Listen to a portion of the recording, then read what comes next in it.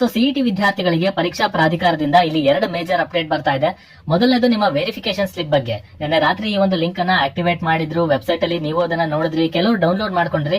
But ಅದಾದ ನಂತರ ಅದು ಸರ್ವರ್ ಎರರ್ ಬರೋದಕ್ಕೆ ಶುರು ಆಯ್ತು. ಆ ನಂತರ ಬೆಳಗ್ಗೆ ನೋಡಿದ್ರೆ ಲಿಂಕ್ ಅನ್ನ ತೆಗೆದು ಹಾಕಿದ್ರು. ಈಗ ಫೈನಲಿ ಆ ಒಂದು ಲಿಂಕ್ ಅನ್ನ ಮತ್ತೆ ಆಕ್ಟಿವ್ ಮಾಡಿದ್ದಾರೆ. ವೆಬ್ಸೈಟ್ ನಲ್ಲಿ ಆ ಒಂದು ಲಿಂಕ್ ಅವೈಲೇಬಲ್ ಇದೆ. ke.kr.nic.in ವೆಬ್ಸೈಟ್ ಗೊತ್ತಲ್ವಾ, ಕೆಳಗಡೆ ಸ್ಕ್ರಾಲ್ ಡೌನ್ ಮಾಡಿದ್ರೆ ನಿಮ್ಗೆ ಅಲ್ಲಿ ಗಮನಿಸಬಹುದು ಆ ಒಂದು ಲಿಂಕ್ ಮತ್ತೆ ಆಕ್ಟಿವ್ ಆಗಿದೆ.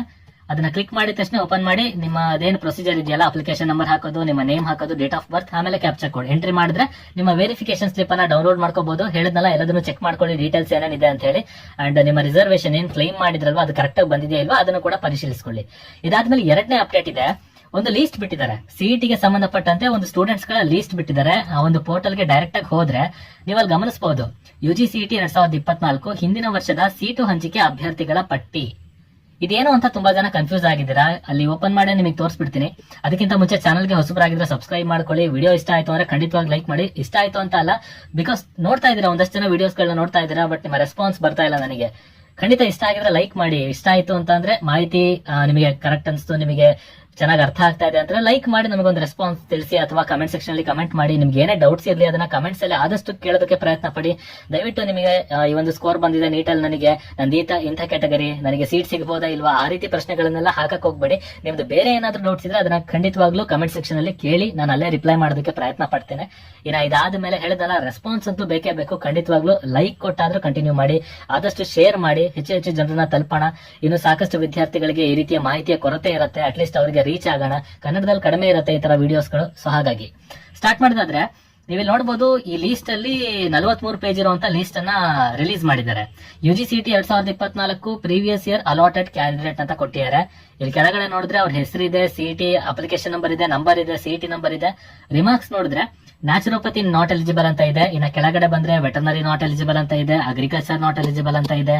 ಇನ್ನು ಕೆಳಗಡೆ ಹೋದ್ರೆ ಆಯುಷ್ ನಾಟ್ ಎಲಿಜಿಬಲ್ ಅಂತ ಇದೆ. ಆನಂತರ ನಿಮಗೆ ನೋಡಬಹುದು pharmacy not eligible, engineering not eligible. ಏನಿದು ಅಂತ ತುಂಬಾ ಜನ ಕನ್ಫ್ಯೂಸ್ ಆಗಿದ್ದೀರಾ.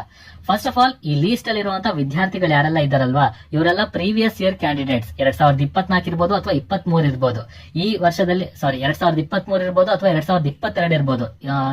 ಹಿಂದಿನ ವರ್ಷದ ವಿದ್ಯಾರ್ಥಿಗಳು ಅಂತ ಮೇಜರ್ ಆಗಿ ಅರ್ಥ. ಅಂದ್ರೆ ಇವ್ರು ಯಾರು ಫ್ರೆಶ್ ಕ್ಯಾಂಡಿಡೇಟ್ಸ್ ಅಲ್ಲ.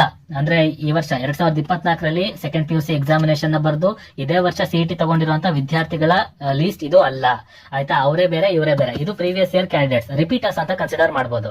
ಸೊ ಈ ರಿಪೀಟರ್ಸ್ ನ ಹೆಸರನ್ನ ಯಾಕೆ ಕೊಟ್ಟಿದ್ದಾರೆ ಅಂತ ಅಂದ್ರೆ, ಕೆಲವರು ಏನ್ ಮಾಡ್ಬಿಟ್ಟಿದ್ದಾರೆ, ರಿಪೀಟರ್ಸ್ ಗಳು ಮೆಡಿಕಲ್ ಗೋಸ್ಕರ ಪ್ರಿಪೇರ್ ಆಗ್ತಾ ಇರ್ತಾರೆ.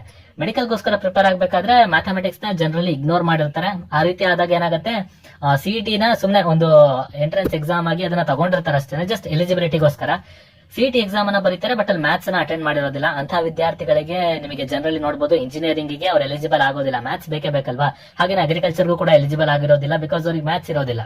ಸೊ ಈ ರೀತಿ ಯಾರು ಯಾವ್ದಕ್ಕೆ ಎಲಿಜಿಬಲ್ ಅಲ್ಲ ಅಂದ್ರೆ, ಈ ರಿಪೀಟರ್ಸ್ ಗಳು ಈ ವರ್ಷದ ಸಿಇಟಿ ನ ಬರೆದು ಬಿಟ್ಟು ಯಾವ್ದಕ್ಕೆ ಎಲಿಜಿಬಲ್ ಆಗಿಲ್ಲ, ಆ ಲಿಸ್ಟ್ ಅನ್ನ ಕೊಟ್ಟಿದ್ದಾರೆ. So this is repeaters list. ಆಯ್ತಾ, ಫ್ರೆಶರ್ ಸ್ಟೂಡೆಂಟ್ಸ್ ಗಳು ಯಾವುದೇ ಕಾರಣಕ್ಕೂ ತಲೆ ಕೆಡಿಸ್ಕೊಳ್ಳುವಂತ ಅವಶ್ಯಕತೆ ಇಲ್ಲ. ನಿಮ್ಮ ಹೆಸರು ಈ ಲಿಸ್ಟ್ ಅಲ್ಲಿ ಇದೆಯಾ ಇಲ್ವಾ ಅಂತ ಹೇಳ.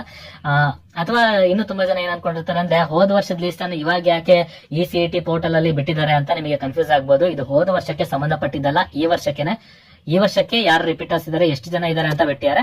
ಯು ಕ್ಯಾನ್ ನೋಡಬಹುದು, 43 ಪೇಜ್ ಇದೆ. ಎಷ್ಟು ಜನ ಇದಾರೆ ಏನು ಅಂತ ನೀವು ಅರ್ಥ ಮಾಡ್ಕೋಬಹುದು. ಇಷ್ಟೇ ಬೇಸಿಕ್ ಆಗಿ ನೀವು ತಿಳ್ಕೊಬೇಕಾಗಿರುವಂತದ್ದು. ಫ್ರೆಶರ್ಸ್ ಹೆಸರುಗಳು ಈ ಲಿಸ್ಟ್ ಅಲ್ಲಿ ಇರೋದಿಲ್ಲ. ಫ್ರೆಶರ್ಸ್ ಅವ್ರು ಡೈರೆಕ್ಟ್ ಆಗಿ ಎಲ್ಲದಕ್ಕೂ ಎಲಿಜಿಬಲ್ ಆಗಿರ್ತಾರೆ. ಯಾರು ಕೂಡ ಮ್ಯಾಥಮೆಟಿಕ್ಸ್ ಆಗ್ಲಿ ಬಯಾಲಜಿ ಆಗ್ಲಿ ಬಿಡುವಂತ ಕೆಲಸನ ತಪ್ಪನ್ನು ಮಾಡಿರೋದಿಲ್ಲ ಅಂತ ಅನ್ಕೋತೀನಿ. ನೋಡೋಣ ಮುಂದೆ ಏನು ಅಪ್ಡೇಟ್ಸ್ ಗಳು ಬರ್ಬೋದು ಎಕ್ಸೆಟ್ರಾ ಅಂತ ಹೇಳಿ.